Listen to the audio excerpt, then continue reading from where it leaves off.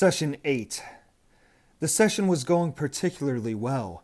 The Joker was opening up about his troubled, turbulent childhood. I still had no insight as yet into the mechanisms of his behavior, but we were just getting started in therapy.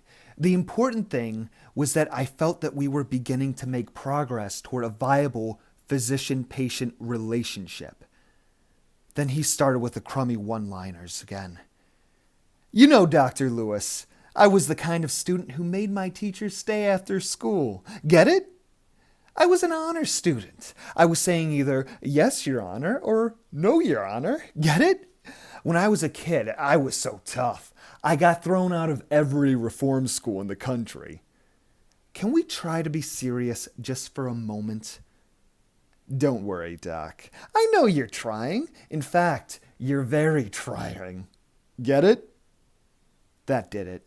I made a final note prior to ending the session, but when I looked up, I saw that his hands were free.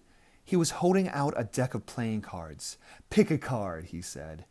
Any card. Terror jolted through me.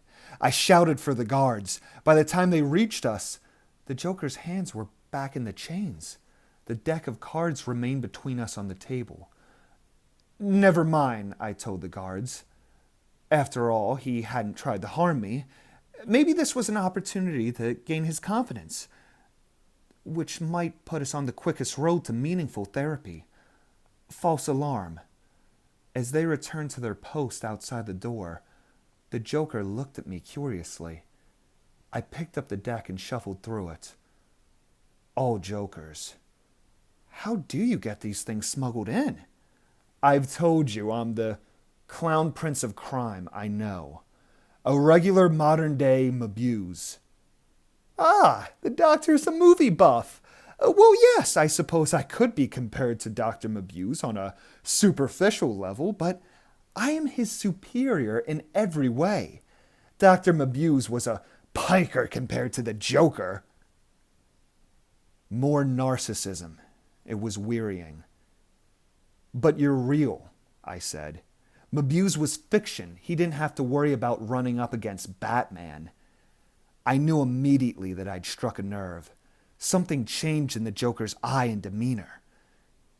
The airy pose vanished. I felt a chill worm across my shoulders as cold hatred flashed from his eyes and hung like rank smog in the air between us. And then, as suddenly as it had come, it was gone. Blown away by a gust of laughter. Batman! Talk about crazies. They put me in here while they let him run around loose in his cape and tights. They could have put you in the electric chair for murdering Colin Whittier, I said softly.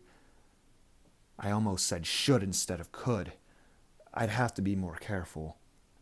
But they can't, he said, laughing again. Because I've been classified as insane. I'm not responsible. Isn't that wonderful? Oh, it's so good to be mad in America. I can do unto others, but they can't do unto me. As he giggled on, I said, don't you feel any remorse for the hurt you've caused people, for the artistic riches you robbed from society by killing Colin Whittier? Society? What has society ever done for me? Well, you might have a point there, but you've caused untold harm in your lifetime. The deaths, the grief, the pain. Don't you feel any impulse to make reparation at all? Not the slightest. I put the Joker first. If I don't, who will? I, me, moi, society, the public good, the little man. They can take my leavings. And I prefer you not to mention Batman in my presence again. Remembering how quickly he'd gotten in and out of his chains a moment ago, I nodded.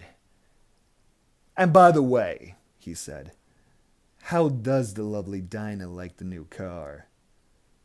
I was suddenly boiling on the inside, but I remained cool without. Just as you do not wish Batman mentioned, I do not wish anyone from my personal life mentioned. She's very attractive. I hope you're not thinking of threatening her. Threaten? He laughed. That sort of thing is for gunsos and dime a dozen desperados. Swine. I like you, Dr. Lewis. I have no interest in threatening anyone dear to you. Besides, why should I? What can you do for me? You might think I can help you escape. Another laugh. I can get out of this dump anytime I wish. Really? Then why are you still imprisoned here? Because for the time being, it amuses me, he said without missing a beat. Just as I can smuggle in anything I wish, I can leave anytime I wish. And when I decide that it's time to take my leave, I shall escape with Aline, dear doctor, without your help. No cruel, petty jailbreak for the Joker. The Joker will not sneak out, nor will he crawl or tunnel out. He'll either fly or walk. At the time of his own choosing, of course. We'll see. Yes, we will. And when are you going to ask that lovely woman to marry you? None of your business. Ah, business. I wish we were in business, building and loan. I wish you'd get out of the building and leave me alone. Get it? Good day, Joker, I said, rising. Good day, Dr. Lewis.